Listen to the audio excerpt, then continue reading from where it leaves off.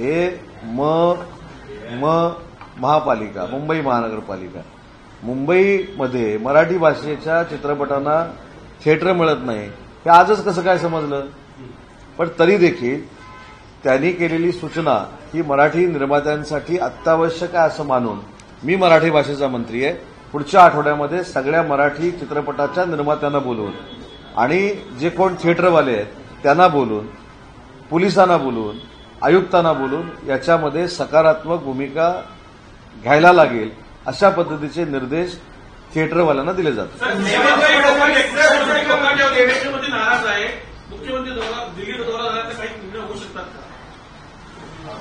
तुम्ही एवढे मोठा प्रश्न हा मला विचारताय. मुख्यमंत्री दिल्लीवरनं आल्यानंतर काय करणार आहेत हे मुख्यमंत्रीच सांगू शकतात. सर, मुख्यमंत्री देवेंद्र फडणवीस सगळ्याच खात्यातील थकीत बिलाचा आता आढावा घेणार आहे. गेल्या म्हणजे मुख्यमंत्रीपदाच्या एकनाथ शिंदेच्या काळात जी काही बिलं होती, जी कामं दिली होती सगळ्याच खात्यातील त्याचा आपण, माझी विनंती, आपण प्रश्न विचारताना एकनाथ शिंदे साहेबांच्या काळातील कार्यकालाचा आढावा घेणार असं का? महाराष्ट्राच्या सगळ्याच कामांचा आढावा घेणार आहे असं म्हटलं तर ते संयुक्तिक राहील. आपण एकनाथ शिंदे साहेबांनी महाराष्ट्रामध्ये जो विकास केला हा ऐतिहासिक होता. काही फायनान्शियल क्रायसिस सरकारमध्ये असू शकतात, पण एखादी गोष्ट देवेंद्रजींनी केल्यानंतर ती एकनाथ शिंदे साहेबांना अडवण्यासाठी केली असं जे काही फेक नरेटिव्ह सेट करण्याचा प्रयत्न होतोय तो कृपा करून कोणी करू नये. एकनाथ शिंदे साहेबांच्या काळातला रिव्ह्यू होणार अशातला भाग माझ्या देखील विभागाचा होणार आहे, गिरीश महाजन साहेबांच्या विभागाचा देखील होणार आहे, चंद्रकांत दादांच्या विभागाचा देखील होणार आहे, नियोजन मधली आणि अर्थव्यवस्था काय ती देखील होणार आहे. कंत्राटदारांनी जास्त खर्च टाकून जास्त बिलं लाटण्याचा प्रयत्न केला असा नाही, कोणाचा आरोप आहे असा आरोप त्यामुळं केलं जातं. नाही, मला माहित नाही. म्हणूनच बघायला सांगितलं की अशा बातम्या कशा येतात, कुठपर्यंत पोहोचतात मला माहित नाही, पण अशा पद्धतीचं काही नाही. शेवटी आपण स्पिल ओव्हर किती, आपण सरकार म्हणून किती लोक कॉन्ट्रॅक्टरांचे पैसे देणार हे आढावा घेणं हे मुख्यमंत्र्यांची जबाबदारी म्हणण्यापेक्षा मुख्यमंत्री घेऊ शकतात. त्याच्यामध्ये अडचण असणं. अलीगड मुस्लिम विद्यापीठामध्ये 410 मराठी भाषा शिकत विद्यार्थी चांगली बातमी आहे.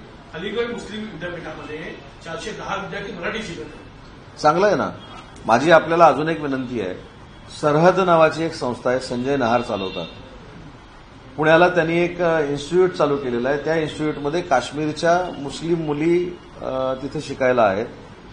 आपलं महाराष्ट्राचं राज्यगीत ज्या पद्धतीनं मराठीतनं ते म्हणतात ते सर्वसामान्य नामांकित गायकाला देखील जमणार नाही. इतक्या सुंदर आवाजामध्ये ते मराठीतनं राज्यगीत म्हणतात. आणि काश्मीरची सगळी जी मुलं आहेत तिथली ती सगळी अतिशय फ्लुएंटली मराठी बोलतात. त्याच्यामुळे मराठी जर बोलत असतील तर आनंदच आहे ना. मराठी माणसाबद्दल मराठी भाषेमध्ये वादग्रस्त विधान करणारे दुबे यांच्या पत्नीवरती गुन्हा दाखल झालेला आहे. लोन मेडिकल कॉलेजसाठी. तर ठीक आहे ना, जे काय फ्रॉड असतील, जे काय अडचणी असतील, त्यांच्यावर गुन्हे दाखल झाले असतील त्याचे परिणाम ते भोगतील. धनंजय मुंडे यांच्यावरती जे आरोप झाले होते कृषी खात्यामध्ये भ्रष्टाचार केला होता, तर न्यायालयाने काल त्यांना क्लीन चिट दिली. कसं होतं तुम्ही करताय? धनंजय मुंडे म्हणतायत सत्यमेव जयते आणि त्यांनी आज परत प्रेस कॉन्फरन्स घेऊन इंटरव्ह्यू करण्याची हे दिली. हायकोर्टामध्ये माझ्या माहितीप्रमाणे ही केस चालू होती. उच्च न्यायालयानं निकाल दिला तो मग धनंजय मुंडेंच्या बाबतीतला असू दे किंवा अन्य कोणाच्या बाबतीत असेल त्याच्यावर आम्ही प्रतिक्रिया पॉलिटिकल देणं निकालावर हे उचित नाही. सत्यमेव जयते हे ट्विट करून त्याच्यातला मतितार्थ जो काय हा धनंजय मुंडेंनी महाराष्ट्राच्या जनतेसमोर मांडलाय. सर, ऑक्टोबर किंवा नोव्हेंबरमध्ये मुंबई महानगरपालिकेत निवडणूक लागू शकतात अशी माहिती समजली. प्रभाग रचना आणि मतदार यादी करण्याचं काम माझ्या माहितीप्रमाणे सुरू झालेलं आहे. त्याच्यामुळे निवडणुकीची चाहूल लागलेली आहे आणि निवडणुकीच्या चाहूलमुळेच हे सगळं झालं ना. निवडणुकीची चाहूलच जर लागली नसती तर थिएटरला मराठी चित्रपट लागत नाही हा मुद्दा आला नसता. मुंबई गुजरातला जोडली जाणार आहे हा मुद्दा आला नसता. म्हणजे खरं तर माझ्या अगोदर आपल्या सगळ्यांना माहिती आहे की ज्यावेळी मुंबई महानगरपालिकेची निवडणूक येते, महाराष्ट्राची निवडणूक होते, त्यावेळी अशी सगळी डायलॉगबाजी सुरू होते.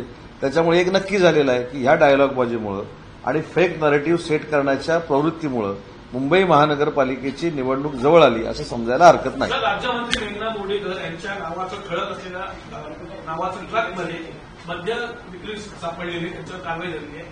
त्यांचा ट्रकशी काय संबंध असं काय? बघा, नाव त्याच्यामध्ये टाकलेलं आहे म्हणून त्यांचा त्याच्यामध्ये समावेश आहे असं काय मला वाटत नाही. परंतु नाव त्यांचं आहे, त्यांनी पोलिसांनी चौकशी करावी. पण एखादे आता काही कार्यकर्ते असतात, आता काही कार्यकर्त्यांनी माझी स्वतःची घरची जी कंपनी आहे त्या कंपनीच्या नावं देखील त्यांच्या त्यांच्या डंपरवर टाकली, त्यांच्या त्यांच्या गाड्यांवर टाकलेली आहे. आता ती गाडी जर पकडली गेली आणि त्याच्यामधनं अवैध दारूचा धंदा झाला तर का उदय सामंतनं केला का? तसं माझं म्हणणं की त्याच्यामधनं चौकशी झाली पाहिजे आणि चौकशी झाल्यानंतर जे काय खरं आहे ते स्पष्ट लोकांसमोर येईल. विधानसभा निवडणुकीपूर्वी मराठी भाषेला अभिजात भाषेचा दर्जा दिला, मात्र 9 महिन्यानंतरही केंद्राकडून मराठी भाषेसाठी कुठलाही निधी आला नाही. भाषेच्या विकासासाठी, संवर्धनासाठी कुठलंही राज्य सरकारकडून पाऊल उचललं नाही. त्यामुळे मराठी भाषिकामध्ये, मराठी साहित्यिक लेखनामध्ये एक नाराजीचं सूर सरकारच्या विरोधात आहे. मराठी भाषा मंत्री म्हणून अजून सूर तो काही माझ्यापर्यंत पोहोचलेला नाही. पण माहितीसाठी सांगतो, थोडीफार आपल्याला देखील माहिती असली पाहिजे. मराठी भाषा हा विभाग 65 कोटीचा होता. किती? 65 कोटीचा. महायुतीचं सरकार आल्यानंतर मराठी भाषेचा विभाग हा 350 कोटीपर्यंत गेला.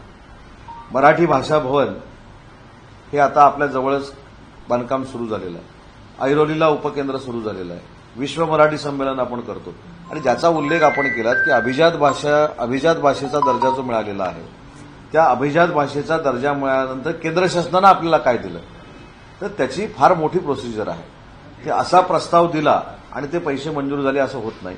त्याला काहीतरी नाविन्यपूर्ण उपक्रम द्यावा लागतो आणि त्याचे प्रस्ताव महाराष्ट्र शासनाच्या मराठी भाषा विभागानं केंद्र सरकारकडे पाठवलेले आहेत. त्याची छाननी होऊन योग्य त्या प्रस्तावाला केंद्र शासन मान्यता देईल. सर, अमित शहाकडे सरकारचं रिमोट कंट्रोल आहे असं संजय राऊतांनी आलं ना. या सरकारचं रिमोट कंट्रोल अमित शहाकडे अमित शहाकडे आहे असं आरोप संजय राऊतांनी केला. नाही, माझी विनंती आपल्याला अशी आहे की आम्ही पत्रकार परिषद घेतल्यानंतर त्यांनी प्रश्न काय विचारले त्यांची उत्तरं द्यायला काय आम्ही बांधील नाही. ते टीका मी काय सांगितलं मगाशी देखील, 3 वर्षापासून आतापर्यंत रोज काहीतरी एक नवीन आरोप होतोय. त्या नवीन आरोपाला नुसती उत्तरं द्यायची, याच्यापेक्षा आम्ही विधायक काय केलं मराठी भाषेसाठी, अमित शहा कुठच्या सरकारचा रिमोट कंट्रोल आहे त्याच्यापेक्षा नरेंद्र मोदी साहेबांनी काल ब्रिटनमध्ये काय निर्णय घेतला हा माझ्या दृष्टीनं महत्वाचा आहे. ब्रिटनमध्ये माझा आंबा हा अतिशय चांगल्या दरानं विकला जाणार आहे हे माझ्यासाठी महत्वाचं आहे. कोकणचा फणस त्या ठिकाणी विकला जाणार आहे हे माझ्यासाठी महत्वाचं आहे. कोकणातले मासे तिथं आता चांगल्या दरानं विकले जाणार आहेत हे माझ्यासाठी महत्वाचं आहे.